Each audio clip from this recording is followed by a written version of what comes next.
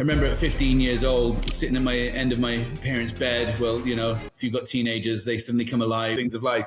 But I remember sitting there with my parents going, what am I supposed to do in life? I'm not necessarily academic. I hate school. I'm not necessarily a top athlete. I haven't got the discipline in that. I get bored. I'm super ADHD. I'm not really good at this, not good at this. What am I supposed to do? And they're like, well, one of the best things you can do and one of the most enjoyable things you can do is live in the service of others.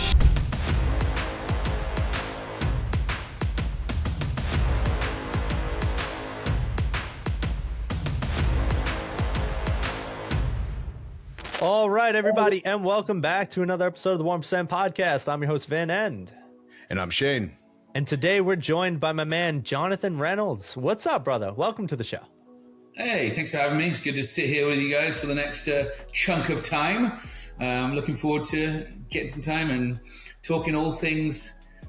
I don't know. We could talk about everything. We could talk bourbon. We could talk about business. We could talk about deep things of life, shame, pain, insecurities. I'm up for it all. Hell yeah, man.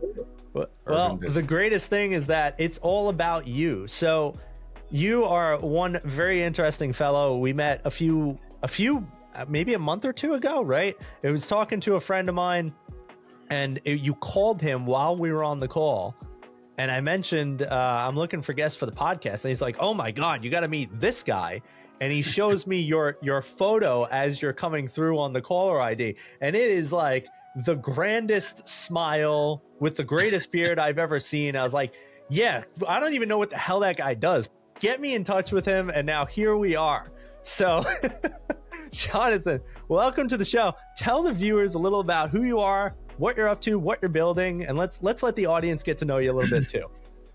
Yeah, thanks. Where do I start? Well, I'm right at the halfway point of my life for the day that I predict I'm going to die. Or the year I predict. And I'm racing hard and running hard, loving life. I do. I love life. I mean, I grew up with wild parents, kind of world-changing parents, youngest of 5 kids. As you can tell by the accent, I'm British by birth, American by choice. Moved here. I married my green card, in case anyone's wondering if I'm legal or not. She doesn't like being introduced as my green card as much as I find it funny. But yeah, living in the Chicagoland area. I moved here from San Diego a few years back. Believe it or not, I spent most of my life in Wisconsin. So this is not a Wisconsin accent, but I am bilingual. I can speak American and English, and stumbled into the space of talent and hiring and helping companies figure out how to get the best people in their company, how to get them to perform really well, get them to function well with other team members, and how to stay in their company. That's where what lights me up. And so I built a company all around that. As somebody once said, oh, so you figured out how to sell people legally. And I'm like, well, yeah, I guess so. That's also another word for the recruiting industry. And humor is my one of my defaults. So probably covering lots of pain like comedians and stuff like that. I mean, I wish we had 4 hours for this episode here, because this is going to be a good one. I feel like you brought somebody who is pretty much my twin here, especially when it comes to, our likes. I haven't discussed dislikes yet, so I guess we'll see. But as far as, what we do for our purpose, which is people, we're in the people industry. My very first question is, it's kind of a multifaceted question, as all my questions are your people global, or do you mainly focus from the United States? And if you do focus on the United States, because we talk about this a lot on the podcast, we feel like the younger generation, even a couple of the young millennials, as I have to describe, there's young millennials and there's old millennials, is the younger demographic feels a sense of entitlement. They feel like they deserve something and they haven't earned it. So if you are working with U.S. individuals and talent and placing them into corporations, Are you agreeing with that sentiment? Start with that. Yeah. I mean, I'm careful to not be extreme and lump everybody into a category in the same way where it's not always helpful to say men think this way, women think this way. Like, really, all of them, or people from this state or this country act like this way. I'm careful not to be too extreme. But I think there are certainly generalizations with generations. You got your boomers who are, children of the people of the Great Depression. There's a mindset when it comes to work, which is can be put into the category of security. So you'll hear people saying, come and work for our company. A boomer might say, come here. We have X amount of people retire from here. Well, not very exciting and thrilling and motivating to say that to a Gen Z. They're like, there's no way I'm going to come and join your company and spend the next 50 years of my life there. No way. I'm not doing it. And so the range of thought processes for different generations is fascinating. And often it's a reaction to the previous generation or the parental generation. And so you see some of the characteristics there of give me security, give me meaning, give me purpose, give me freedom. You got the helicopter parents, now tracking every phone. And then the next generation go, just get off me. Like, give me freedom. Don't track me. Don't tell me what to do. And you're like, so we interview people and they say things like, yeah, but, why did you leave that company? Oh, just a toxic boss. Oh, describe that toxic boss to me. What do you mean by toxic? I don't know. They just asked me what I was doing all the time. Like, they asked you what you were doing all the time. What, mean that the thing called a job? So it's like people react to the previous generations. I think it's important to not like lump it completely, but pause and say, what drives and motivates you as an individual. I am British. I mentioned British by birth, American by choice. You put me in the UK, like, I am disruptive. They don't like me. I'm too American, I'm too driven. I don't stand in a line because there's a whole bunch of people standing in a line, not ask any questions. That's very British. You're like, why are you standing in line? They're like, I don't know. Everyone's standing in line, so I just stood in line. That's quite a British thing to do, and not even ask questions why things are done that way, because they've always been that way. Well, America was born out of frustration with that. Said, hold on a second. There's a new territory of it. We can go where no one's been before. Like, that's part of the 400-year DNA of the United States, and I'm wired that way. I think probably many entrepreneurs love America. That's why a lot of entrepreneurial people come to this great country to start things, because of the freedom to do it. So, all right, back to your question about the Gen Z, though. I do think there is I'm even seeing it in my own kids. A sense of, I work really hard to fight against that entitlement in my own kids, and same. I have the means and ability to provide for them in certain ways. And so just because I can provide it doesn't mean I should. Right. And so I'll say, no, you got to earn that. You got to fight for that. Every time my kids say we have something, I go, we don't. No, I have it. You don't have it. It's not yours. This isn't family stuff. This is me and mom, like we've done this. And you've been a part of it, but you don't own it. It's different, So trying to get them to have a mindset that goes, okay, I got to work for stuff, and I've got to be opportunistic as well. Because, I've got to where I'm at by seeing opportunities in front of me and taking hold of those opportunities. So there's some luck, some skill. I'm glad you brought that up as far as the mindset and the opportunities. And I agree with you that as far as the very select few who have dreams and chase those dreams, end up trying it out, end up either being successful or learning from failures and finding out that this is not what I want to do. But that mindset shift is very, very big. When did you actually have the mindset to become an entrepreneur? And did you do it the safe route? Did you go from a corporate setting and grow this business on the side? Did you jump with both feet in? A lot of our audience and demographic are in the middle state where it's either, I don't know what to do. I got a very high paying salary, yet I'm tired of working for the man. And I just don't know how to do it. So any advice that you can give them? Yeah, I have the privilege of learning from a lot of entrepreneurial people and a lot of business owners. Some are business owners, second generation, not necessarily entrepreneurial. And then there's some who are, created created something out of nothing, and some who stumbled across that. They didn't intentionally go and create something. I'd probably be in that category, even though I'm an entrepreneurially wired person, but I'm not a serial entrepreneur. So sometimes people say, "Oh, you're an entrepreneur," and I'm like, I don't know. I don't wake up every day here. I can start another business today, like some of you guys. That's just not how I'm wired that way, not motivated that way. So I think that way, but I don't actually have the motivation to go and do that. Partly because of what I believe my purpose is and what I'm building. So it takes a discipline to stay focused on what I'm a part of building. All right. So for me, I remember at 15 years old, sitting at my end of my parents' bed. Well, if you've got teenagers, they suddenly come alive and want to talk late at night when you're like, couldn't you have done this 4 hours ago? When you were grunting at me when I asked how your day was, now you suddenly come alive at 10:30, 11 o'clock at night, wanting to talk about the deep things of life. But I remember sitting there with my parents going, what am I supposed to do in life? I'm not necessarily academic.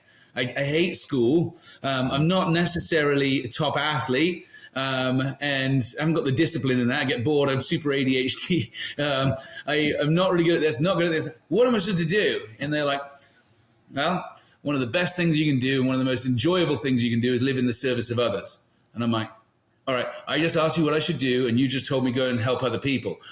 You didn't really help me, But I realized that if you can actually create a business around helping other people, and if that's your motivation and you can actually make money out of that, fantastic. You can make money by ripping people off. You can make money by, hoping they don't see how much money you're making off of them by doing something, or you can actually find a need and actually become a master at that need, at meeting that need, and then charge for it. And I think that's where we for me, I found I love people and I love finding out what makes people tick, helping people find that the unique passion of their life and what they're really good at doing. And I love, I come alive figuring out companies' problems, like what's preventing them from hitting their goals. Usually it's to do with money, or sales, money, or people. And so those are all things that I enjoy figuring out. And not so much from the kind of the finance and accounting side of getting all of those levers right, but it's really the people piece. So I built a business around that, helping companies hire better, onboard better, integrate better, get teams working well together, and making sure that people. I have a deep belief that 100% compensation should equal 100% performance, both being quantifiable. If you pay everyone every 2 weeks, if you short pay them, usually they get upset. And I have the same level of offense when I get short delivered.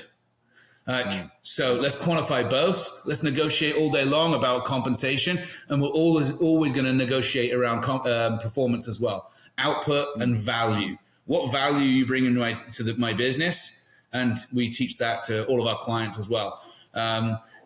Quantify the value of the role before you hire anyone. So I'm curious. I have a way that I like to help individuals identify the strengths. I have this little triangle that I've learned about of cool. It's the intersection of what do you love to do, what do you want to do, and what are you good at? And that's usually how I help people understand like what roles their people should be in. I'm curious, do you have a specific methodology? How do you really figure out like how a person could be optimized in a role? Like what does that actually take for maybe someone who'd be listening and saying, well, I'm trying to do this hiring thing and it's not great. Yeah. I'll tell you, I might not answer it as directly as you want, but I'll give you my best interview question. And we train on this, and we use it. We'll just sort of context. As my company, Titus Talent Strategies, one of the things we do is recruitment for companies. And so we'll have 300 or 400 searches going on, critical searches for companies simultaneously right now today. And they're mainly across North America, some international. And we do that for companies. They pay us to go and find the right people and steal the right people. Essentially, we're stealing people. I used to call myself a talent thief early on, and then people were like, people don't trust thieves. I'm like, all right, I'll call myself something different. But that's essentially what we do. You hire us to go and steal somebody else's, find the best one and steal them. All right. So one of the interview question that we ask to kind of diagnose this stuff is, if you think about your career, your history, all things you've done, what is your most proud moment, season, project? If it all ended today and you had no professional story to tell from here on out, what's the one that you just like, man, I feel so proud of that accomplishment? Maybe as you built something, maybe as you launched something, maybe you designed something. And I just say, if I'm interviewing, I just pause there for a second. Don't jump into this one. I really want you to think about this one. And if you replace it with another story real quick, that's fine. But what's that season, project, or thing that you are most proud of professionally? And I get them to sit there for a second, and then I go, tell me when you're ready. Your story. I'm not going to ask you a bunch of hypothetical questions. It's your story. Now, this is great because they think about it, and then I'm like, when you're ready, here we go. We're going to spend the next hour on your story. And that's the interview. The interview is about their most proud moment. So, because if it's their most proud moment, it probably, they sort of engaged their passions, their skills, and challenges. Because people, when you're most proud of something, usually you overcome some things. And so if it was dead easy and you didn't have to think much about it, you're not that proud of it. You're like, I just woke up, that's what I did, But the one where you feel like, oh man, I came across some problems, I overcame this, whatever. Now I want to hear about all of those things. And I bet there are people involved in it. I bet there were numbers. I want to see how you planned it and budgeted it. I bet there were people. I bet there were supporting actors and actresses. And I bet there were villains. And those are my references. I want to talk to those people by name. And so I'll ask it in, I'm like, oh, okay, so tell me about that. Give me the trailer to the movie. And they go, all right, here it is. Like, in a land before time. You're like, let's go. I want the whole voice. I want that blockbuster voice going. And I want to tell who was the villain? One man, one voice, one this, one enemy. Like, who was it? Was it Barbara? Was that the enemy? Was it Barbara in accounting? I bet she was, And so I want to hear it all. Because guess what? And I'm like, so when you were at that company, at ABC company, and you put this big project proposal together, and the CFO came and said, no, it's not going to happen. And what was that person's name again? Great. I'm going to go on LinkedIn. I'm going to find him. I'm like, hey, Barbara, remember when you worked with John? Yeah, I remember John. I'm like, now, I was just chatting with him about some season of his life, and John mentioned your name. And he said that, you got to work together. Now, I already know the story that she was the villain from his perspective. But I was like, what was it like working with John? Tell me about his character. Oh, he was a beep-a-beep-beep. I'm like, I don't know if you're allowed to swear on your podcast. But so, I'm like, oh, okay, cool. What was it? And how, if you were to do that whole thing again, would you have done anything different? What do you wish that he knew about the way he showed up? Like, these are my references now, and I'm getting it all. But, and I'll ask things. Let's say one of the values of my organization is, I won't put it as the core value word, but I'm like, recognizing and honoring that you have a team around you. Nobody is successful on their own. Like, that would be an unpacked value that's important to me. So I might say, all right, John, in the interview, I'm like, who would you give most credit to the success of your story? And that's a tough interview question because people are like, what? Me? It's my story. I want you to hire me. And I'm like, but who would you give most credit to? And they go, oh, I couldn't have done it without my mentor. I'm like, how did you, this is the biggest story of your life. How did you thank that mentor? How do you honor people like that? How did you? And it's interesting. I'm like, people are like, oh, I don't think I ever did thank them. I'm like, you never thanked that person for the biggest story of your life. You never appreciated them. That's a big value to me, that people pause and actually can acknowledge and honor those around them who help them, give them a leg up, etc. So, I'll ask those questions, but it was all in their story. Let's say they earned, how much money did you make on that deal? Oh, I can't really remember. I'm like, well, it's your story. It's the biggest story of your life. You don't even remember the numbers? Like, what was the budget? What % over budget do you come? Because I bet you stood up and gave a presentation to the whole company and told them how amazing you were. like, can you not remember the numbers? You know what I'm saying? So you really kind of push those things, especially when you're hiring salespeople. Like, biggest sale of their life. How did you get the deal? Who was the door opener for you? Who was the biggest, pushback person in the deal? Who's the villain of the story? And who helped you get that? Who gave you the lead? How did you thank that person? So I think you can use, like, really tease out those things in an interview question, just with that one question. Tell me the biggest, most significant accomplishment of your life. And by the way, that interview question I stole from my mentor. I didn't steal it. Lou Adler. He's like kind of the godfather or the grandfather of all recruiting. Big mentor to me. And I'm like, that's a great question. We use it and train it through all of our team members. We train our clients on it. You can come up with your own variation of it, but I think it's a great way of unpacking the story. That I am blown away. That was phenomenal. I have heard of the interview story before, but never like that with Barbara as the villain. Oh my God, that was so good. You had me dying there. I definitely, because you have a villain, you can relate, right, Shane? You have villains in your story. And you're like, yeah, 100%. What I do for my interviews for high-end salespeople is, what are we accomplishing in a year from now? What are we celebrating in a year from now? What does this 12 months look like? Take me through these periods of 12 months. What are we celebrating at this Michelin-rated restaurant? What are we ordering? Personal life, business goals, personal goals. And it's kind of the same story, except you're talking about the highlight of their life comparatively to me going into the future. I might try this actual tactic out. Well, now I want to bring this into the future here, because this is very important. And this is something that I battle with on a daily basis as a company who is in recruitment, who deals with virtual assistants. So the future, AI is here. AI has been established. Has it been socially adopted to the general public and to businesses? Not to the degree of businesses actually trying to learn it, but the select few that are going to get a step up to when it does become normal and relative. Now, robotics are also coming into the place where now we're talking into either at home or personal assistance, especially when it comes to in a form of robotics for a business standpoint.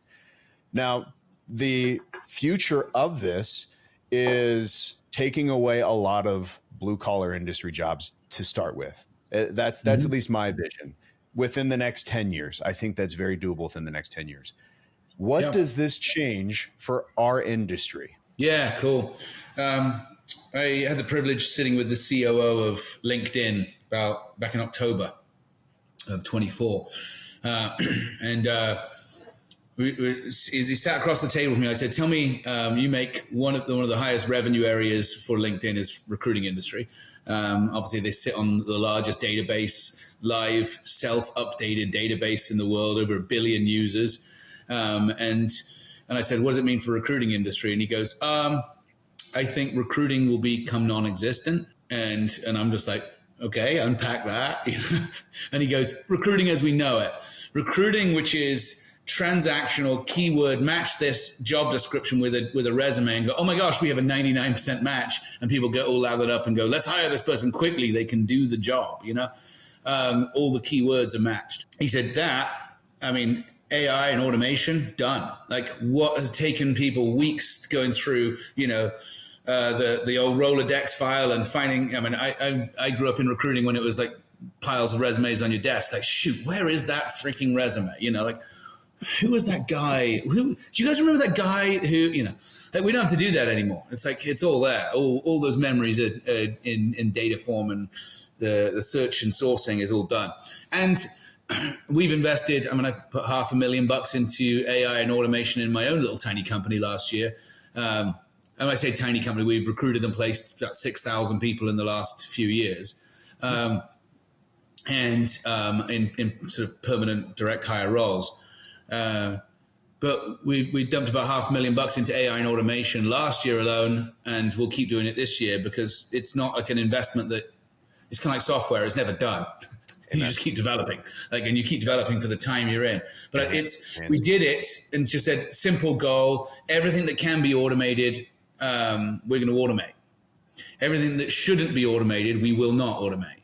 And so we've said, we'll automate all transactional work, all of it, as fast as we possibly can.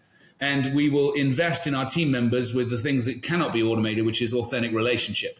And so we deeply invest in that. Like, literally, all right, we're going to train you how to sit and have a glass of wine with somebody, and how to not drink too much, and to stay sober and alert and actually make that relationship so you can't do that with AI and automation. And my relationship with ChatGPT is pretty deep, by the way. It is my therapist. I have a 11-person advisory board of people who are dead and alive. I mean, I use ChatGPT every day. I love it. And I'm like, wow, man, this thing knows me deeply. I asked it to unpack deep levels of me, motives, drivers, blind spots. And it gave me this, like, bring me to tears kind of diagnosis. And I said, how long would it have taken a world-class therapist to do what you just did? It said about 6 months and 15 grand of sessions. And I was like, wow, thanks. But I use it all the time. So I think investing in the thing that you cannot automate, which is authentic relationship, there'll be versions of that, artificial relationships. But I think it's going to come to a point where we're going to be pretty irritated. Like, is this real or not real? Like, I only want the real. I can automate the other stuff, but I really want relationship. And so I think for us, we're saying the future of our business is not recruiting, and it never was. We're talent strategy, but our team members becoming actual business workforce strategists. How should work get done, and what's the best way of work to get done, rather than, can you hire me a project manager for my construction company? Sure, we can, but that's not the main issue here. Where are you going in the future, and what do you really need to do to get it done? And could you automate some of that, et cetera, et cetera. But looking at how work gets done versus the traditional matching job descriptions and resumes. I think that is a very safe answer, and it's something that I hope that you are definitely right. And, Vin and I talk about networking is very, very crucial. Shaking hands and developing that rapport and relationships is the very key element to this. What scares me the most is what happened about 25 years ago, is when gigantic corporations like Verizon Wireless and AT&T transitioned their entire internal customer service department from the United States, both of them, and went into India. Now, what does that mean? Yeah. People to people, but what did that mean? They took out 80% of their cost and transitioned to India. Why? Because of money. So my very big problem that I have, and I don't know how people are going to react to it, but if businesses see the dollar signs that it can save, does it really matter customer service, relationship, right? It's that, nurture aspect again too. Yeah. Nature versus nurture. What it comes down to it is greed going to take over relationship building. And I know that's a loaded question. And it's something that has been bothering me for the last 16 months. I've also been investing into AI and doing the same things, but definitely not to the degree that you're doing, which is great. I'm actually writing stuff down that you're writing at. So Jonathan, we're setting some follow-up calls here because you're already coaching me. But I'll tell you my personal journey in this. So a couple of years back when, ChatGPT comes on the stage and my eyes light up and I'm like, wow, this is so cool. Like, how does this affect me personally? How does it affect? And I challenged our team members. I said, I want you to look at everything you do in your wildest dreams. What could be automated? Right. I told the whole company at our company annual conference, I said, that's what I'm asking you to do. Look at everything you do. And in your wildest dreams, what could be automated? Because we're going to automate it. Now, big fear for employees. Oh no, are you taking my job? And I'm like, no. Every ounce of the time that we free up, and we just said the goal is 20%. So a day a week, we're going to free up this year by automation. And then the next year we'll do it again. We'll just keep doing it. Well, then why will you need us? Because I want you to be building relationships and sitting at the table, physically sitting at the table, or virtually via Zoom or whatever other platform we're using in the future. But I want you in the room being relational, strategic, helping companies with their biggest issues around people. And I want you to become a master at that. And we will pay for you to get better and better and better. We have a full-time therapist on our staff because people have got challenges in their business. Cool. And they got challenges at home, and it shows how they, affects how they show up. And I read the stats. Those who focus on human-centered leadership perform at 202% better in profitability and productivity. Like, I'm like, all right, human-centered leaders, let's focus on this. That was a Harvard Business Review came up with that stat. And I'm like, all right, cool, let's keep investing in it. But likewise, I looked at my own life and said, what can I automate? Now, I just looked at anything that I do transactionally or rhythmically. You guys will get a kick out of this. I travel a lot, speak a lot at conferences and companies' corporate events, etc. And I'm like, you know what? Every time I get on a plane, when I connect to the plane's Wi-Fi, right before, I send a text to my wife, said, I'm about to take off. I'll call you when I land. Love you. And I'm like, I could automate that. And then I don't have to think about it. And I was like, and then when I land, I have another one. Landed, I'll call you when I'm through security and get my baggage. Like, it's just a little touch point, transactional, but for my wife, easy automation. Now, I thought that was fantastic. I said I did another one. I'm like, when I'm within proximity of my own home, a certain proximity of distance, send my wife a text saying, nearly home, can't wait to see you.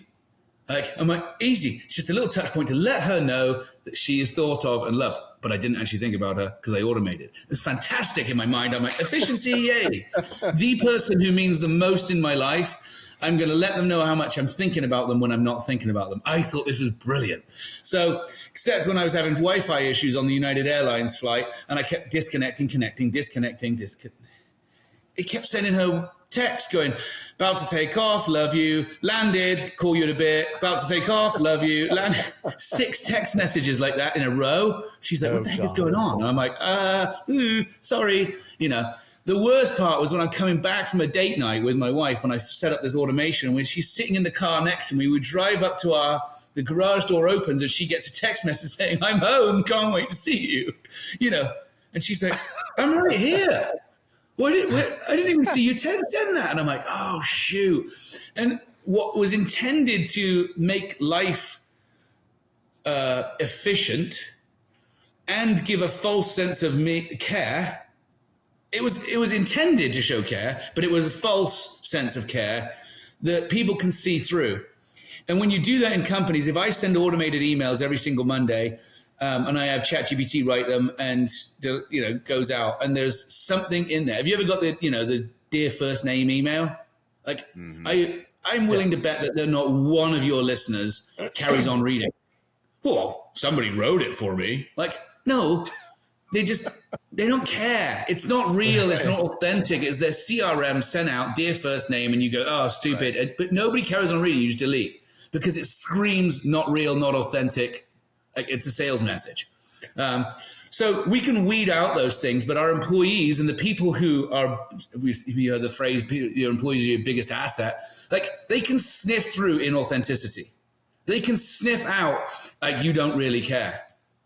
And if you genuinely care and you give somebody the most precious thing you have is your time and attention, that will 10x an automated email saying you're important to me. Or as we do, we send little handmade chocolate truffles on their birthday with a handwritten note that says it's from me. Nobody believes it's from me. Nobody believes I actually wrote the handwritten note. But when I do write a handwritten note, like, that goes a long way. Like, though, you paused and gave me something, like, you actually stuck a stamp on that thing. And I'm like, yep, I did. But I love the efficiencies of automation. But what's going to happen, I think, if people go, it was automated, it loses its value instantaneously in the same way dear first name email comes through. So I think people will start creating, the bots will start fighting one another going, is this automated or is this not automated? And the same way, if you go and find me on LinkedIn, it's Jonathan D. Reynolds. There is no a line for a middle initial. So I put it on my first name. So anyone who's scraping data and sends me an email and it says, hi, Jonathan D., like, those are automatically sent to junk.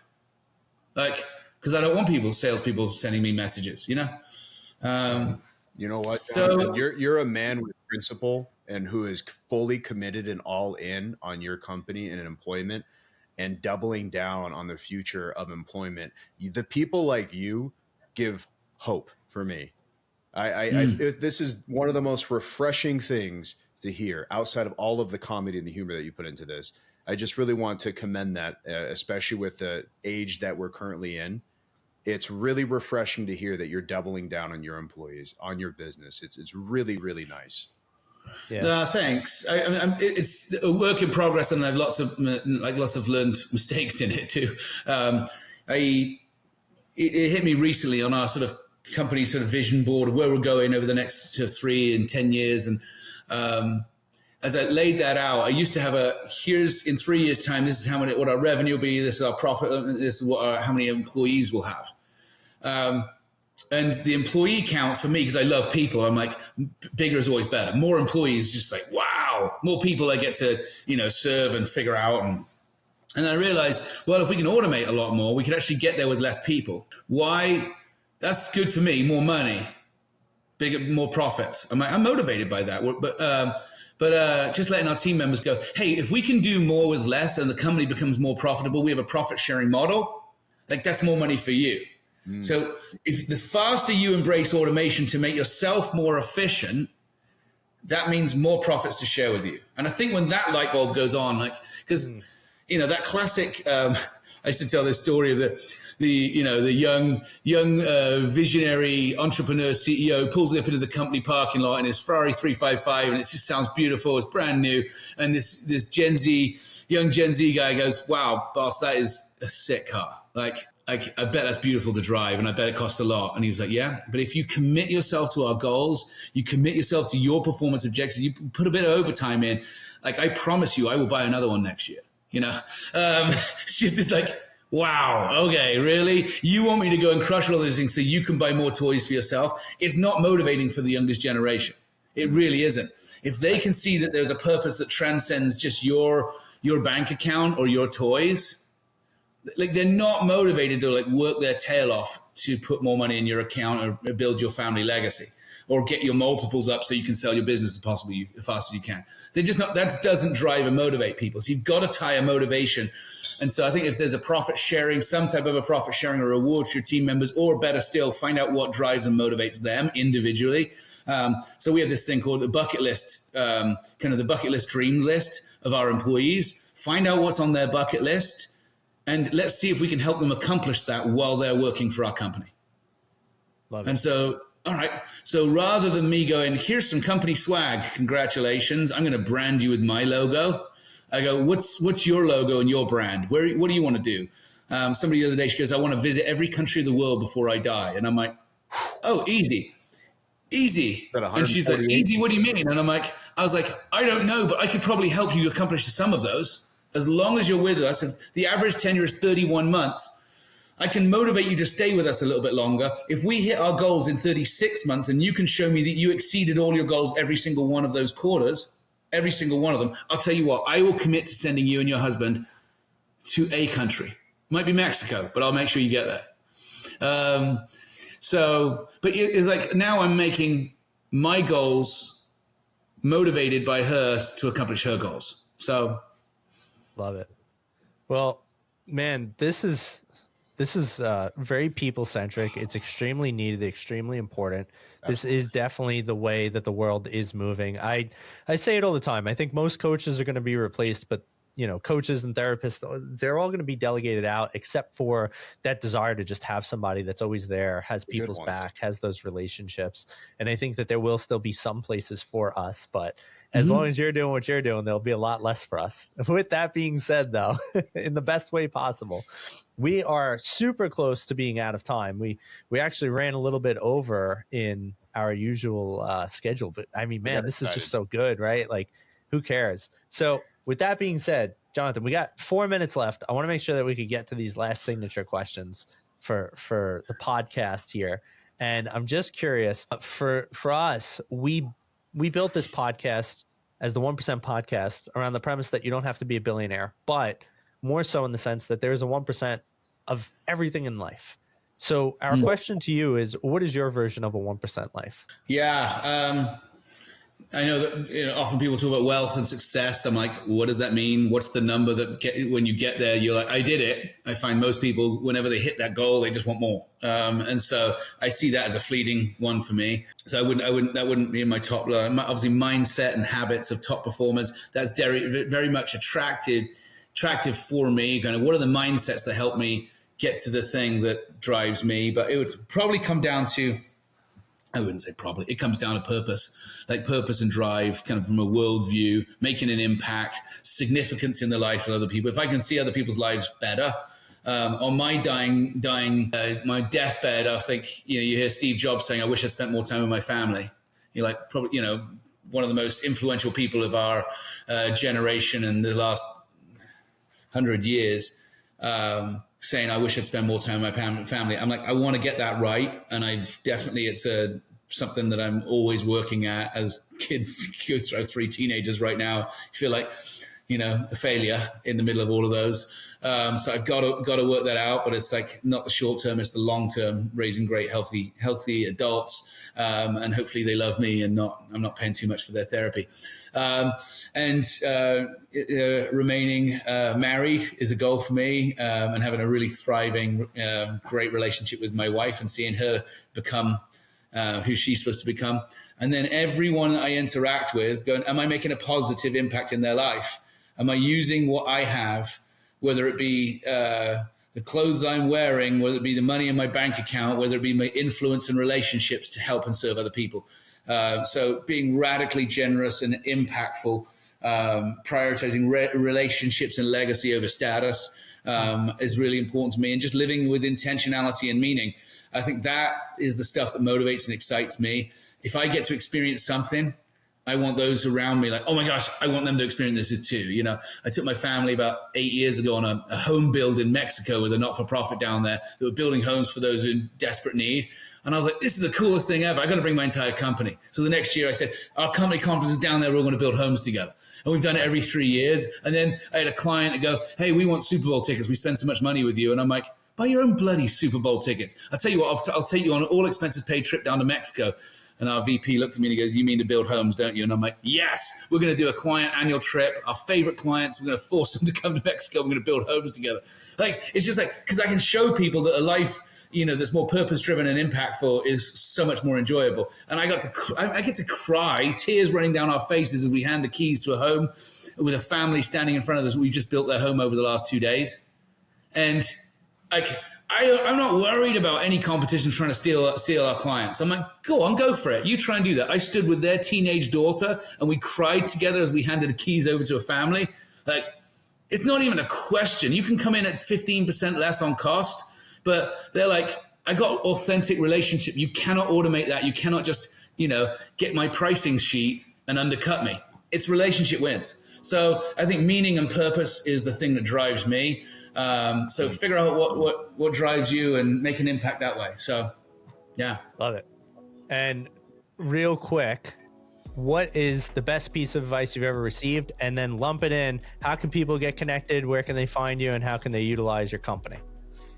I think it goes back to my parents saying, figure out your purpose by living in the service of others. If you can serve other people and help them accomplish their purpose, there's just no greater joy. I mean, it's amazing, whatever your worldview is, you have a creation worldview that you're going to stand before God or we end with nothing.